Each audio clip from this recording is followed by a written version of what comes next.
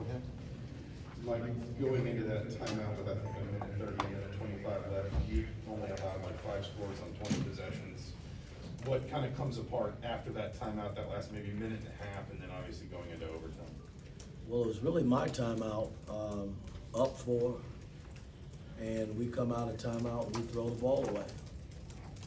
And that's kind of what triggered it. I thought it gave them hope again. You know, I mean, if we come out of that possession at least shooting 2 free throws, or at least attempting a shot, it eats into the clock. I mean, we didn't even eat into the clock. We threw it away trying to feed it inside, and then they came down and we fouled.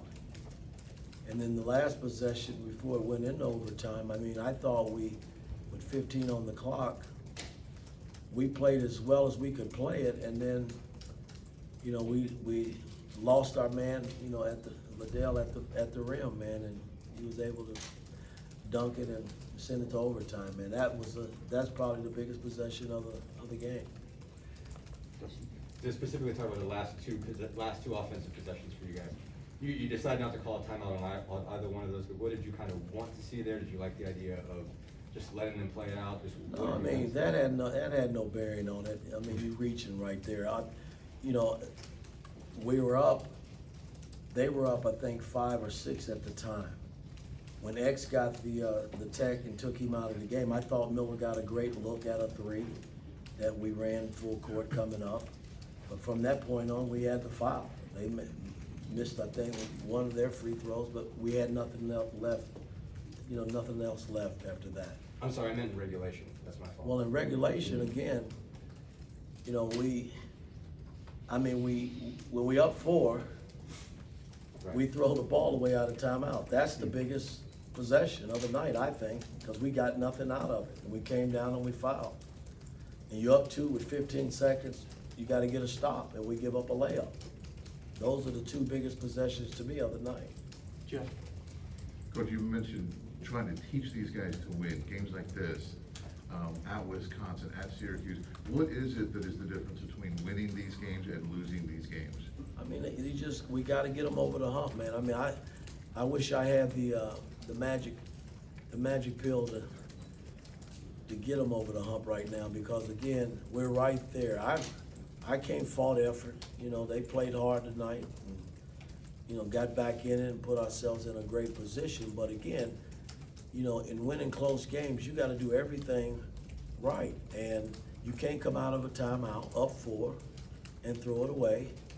And then you got to be solid. I mean, if they're going to make a shot to tie the ball game, it surely can't be a layup, and that's what happened. Yeah, obviously you're shorthanded at the point guard position. Your thoughts on Xavier Johnson's decision-making throughout the game and overtime? Well, I mean, I thought he played. You know, he played well. I mean, I can't fault Xavier. I mean, you know, he was fighting, you know, pretty much the whole game. I mean, he made some good plays, some bad plays. It's a part of it. But you know, I'm not sitting here complaining about being shorthanded. I thought we competed well enough to win the game. Going on being shorthanded, how tough of a cover was Branham with maybe your 2 best defenders, Galloway and Fennessy, not being able to participate Well, like they did again, last I mean, game? it's a part of it. You know, I mean, you know, I thought Miller at one time was playing him well, but hey, he got away. I mean, and he made plays, and you know, we had no answer for him. I mean, I thought early on we played him pretty good, but as the game wore on, I don't know if the fatigue set in or what, but he was the guy that they went to, and we couldn't get the stops that we needed to get. Tom and Jordan. Mike, Martinez is, you know, in the midst of a losing streak, you were down 10, worked their way back in the game, holding Ohio State to 6 points in 9 minutes. I mean, can you talk a little bit about that part of the game, though, at least, and getting back into it? Well, again, guys, our defense has been solid all year. I mean, it's put us in the position where we could possibly win games. And, you know, again, I'm not putting it on the players. As a coach, I've always put it on myself. I got to learn and help these guys get over the hump. I mean, yeah, I didn't play the last play where we gave up the layup, or I didn't throw the ball away when we were up 4, but I got to mentally somehow get these guys to understand time score situations and being comfortable and making plays down the stretch. You know, that's how you win basketball games. Mike, it's just the fifth loss in a row, and you talked just a little bit about it, but the demeanor of the team is, and you're going home and went to play Maryland, but how do you get over the hump and mentally with these guys?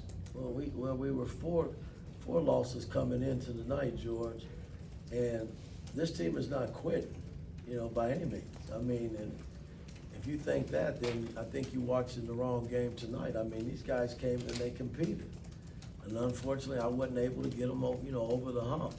So, I mean, we go back now. We got Maryland, which we played them early on, and we got to go home and try to get our mojo back. You know what I mean? That's what it's all about. I mean, we got to find a win somewhere, so we're feeling good about ourselves. And we'll got 2 days to prepare and see where we are from there. Okay, last question, Adam. Mike, I think Ohio State scored on 8 of its first 9 possessions in the second half and opened that 11-point lead. And then you mentioned your defense. How were you able to start affecting them, their offense at that point in the game to where they went so long without scoring when they've done it so well? Well, I thought, you know, I mean, we started making catches tough. You know, they just couldn't get good looks. And, you know, they missed a couple of good looks at the rim, but I just thought our defense was solid to get us back where we were able to take the lead. And I don't know if fatigue set in coming down the stretch, but we couldn't really get the stops I thought we needed to get. And that 15 seconds don't get no bigger than that, man. I mean, I thought we had played the play as well as you could play it. We just got lost on the backside, and I had 2 guys leaving the rim, and one of the guys that was left open was Liddell. And I mean, it just, when I looked at it before I came in, it was just something that shouldn't have happened. But you know, you can blame it on fatigue or just not used to being in this position. But that's a play you got to close out and make the young man make a tough shot over the top, not a dunk or a layup. Okay, Coach, thank you.